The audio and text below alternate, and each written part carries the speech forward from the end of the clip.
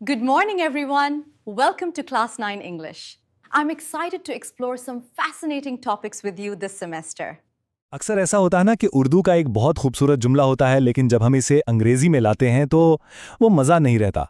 आज हम इसी मसले को जड़ से ख़त्म करेंगे और देखेंगे कि अपने ख़यालात को बिल्कुल सही तरीके से अंग्रेजी में कैसे मुंतकिल किया जाए। सबसे बड़ी गलती जो हम करते हैं वो है लफ्ज़ ब लफ्ज़ तर्जुमा। ज़रा इस जुमले को देखें, वो सख्त मेहनत करता है। अगर हम एक एक लफ्ज़ को उठाएं तो ये बन जाएगा ही डज़ हार्ड वर्क। अब ये सुनने में थोड़ा अजीब है ना? यही वो जाल है जिसमें अक्सर लोग फंस जाते हैं। तो फिर सही तरीका क्या है? देखिए, असल मकसद अल्फाज का तर्जुमा करना है ही नहीं। असल मकसद है इस ख्याल, इस मफहूम को दूसरी ज़बान में वैसा ही पहुंचाना। तो इस जुमले का सही तर्जुमा होगा ही वर्क्स हार्ड। अब इसमें वो बात है। चलिए सीखते हैं कि हम यहां तक कैसे पहुंच सकते हैं। ठीक है, तो इस पूरे अमल को समझने के लिए यह है हमारा आज का रोड मैप। हम बात करेंगे मायने की, अंग्रेजी जुमले की साख्त की, फिर वर्ब्स और टेंसेस को समझेंगे, जुमले को मजीद बेहतर बनाएंगे और आखिर में एक फाइनल चेकलिस्ट देखेंगे। तो चलें शुरू करते हैं सबसे पहले और सबसे अहम उसूल से। ये बात हमेशा याद रखनी है, तर्जुमा लफ्ज़ों का खेल नहीं है, ये मतलब का खेल है। उर्दू जुमले का जो असल मफहूम है, जो उसकी रूह है, वो अंग्रेजी में बिल्कुल वैसी ही रहनी चाहिए। अल्फाज ऊपर नीचे हो सकते हैं, लेकिन माने नहीं बदलने चाहिए। अच्छा, तो पहला उसूल तो समझ आ गया कि मतलब सबसे अहम है।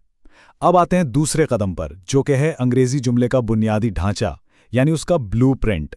देखें, उर्दू में हम कह सकते हैं वो किताब पढ़ता है या किताब पढ़ता है, वो मतलब वही रहता है। लेकिन अंग्रेजी में ऐसा नहीं होता। अंग्रेजी में एक पक्का फॉर्मूला है। सबसे पहले सब्जेक्ट यानी काम करने वाला, फिर वर्ब यानी काम, और आखिर में ऑब्जेक्ट जिस पर काम हो रहा है। तो इस फॉर्मूले का पहला हिस्सा है सब्जेक्ट, यानी वो शख्स, जगह या चीज जो काम कर रही है। सबसे पहले हमें जुमले में उसे ढूंढना है। जैसे वो बन जाएगा ही या शी और हम बन जाएगा वी। ये पहला कदम है। ठीक है जी, सब्जेक्ट तो मिल गया। अब चलते हैं जुमले के सबसे अहम हिस्से की तरफ, उसके इंजन की तरफ, यानी वर्ब्स और टेंसेस। अगर ये गलत हो गया तो समझे पूरी गाड़ी ही रुक गई। अब मजे की बात यह है कि उर्दू जुमले का आखिरी हिस्सा हमें एक खुफिया इशारा देता है। जैसे अगर जुमला है, हैं, जाता है पे खत्म हो रहा है, तो ये चीख चीख कर कह रहा है कि यहां प्रेजेंट सिंपल टेंस इस्तेमाल होगा। इसी तरह अगर रहा है या रही है तो ये प्रेजेंट कॉन्टिन्यूअस है। ये इशारे आपका काम बहुत आसान कर देते हैं। बिल्कुल इसी तरह माजी और मुस्तकबिल के भी अपने इशारे हैं। अगर जुमले में था, थी या किया नजर आए तो समझ जाएं कि ये पास्ट सिंपल है।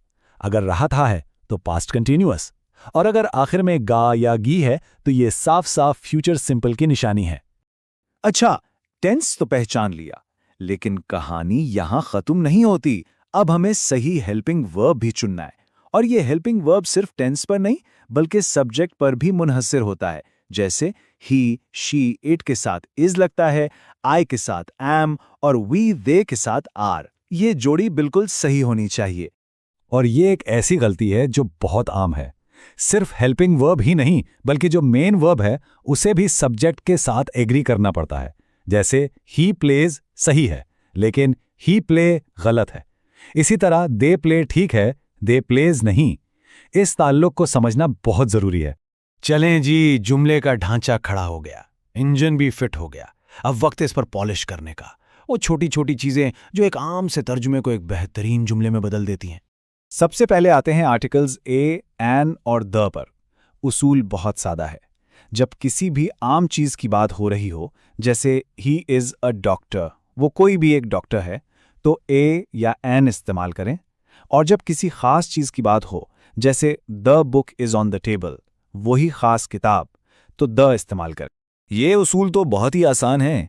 अंग्रेजी में खूबी यानी एडजेक्टिव हमेशा उस चीज से पहले आती है जिसकी वो खूबी है। हम कहेंगे अ गुड बॉय, कभी भी अ बॉय गुड नहीं। ये एक पक्का उसूल है। अब ये हैं छोटे छोटे अल्फाज जैसे इन, ऑन, फ्रॉम, टू, लेकिन इनका काम बहुत बड़ा है। जरा सी गलती से पूरे जुमले का मतलब बदल सकता है। इसलिए उर्दू में मैं, पर, से के लिए सही अंग्रेजी लफ्ज का इंतखाब करना इंतहाई जरूरी है। तो हमने सारे उसूल देख लिए। अब इन सबको इकट्ठा करते हैं और एक फाइनल चेकलिस्ट बनाते हैं ताकि तर्जुमा करते वक्त कोई गलती ना हो। तो तर्जुमा करते वक्त किन चीज़ों से बचना है? सबसे पहले लफ्ज़ ब लफ्ज़ तर्जुमे से बचें। गलत टेंस इस्तेमाल ना करें, हेल्पिंग वर्ब को कभी ना भूलें, गलत आर्टिकल ना लगाएं और सबसे अहम, उर्दू वाले जुमले की साख्त को अंग्रेजी में मत लाएं।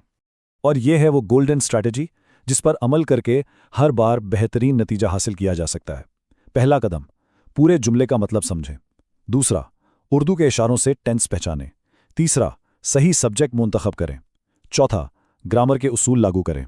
और पांचवां और बहुत अहम, आखिरी अंग्रेजी जुमले को एक बार ज़रूर पढ़ें। तो हासिल कलाम क्या है?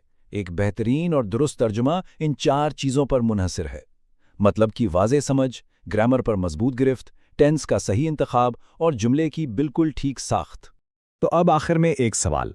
आज हमने जितने भी उसूलों पर बात की, इनमें से वो कौन सा एक उसूल है जो लगता है कि तर्जुमा करने के अंदाज को सबसे ज़्यादा बदल देगा? ज़रा सोचिएगा। Join us and register now for online transformation.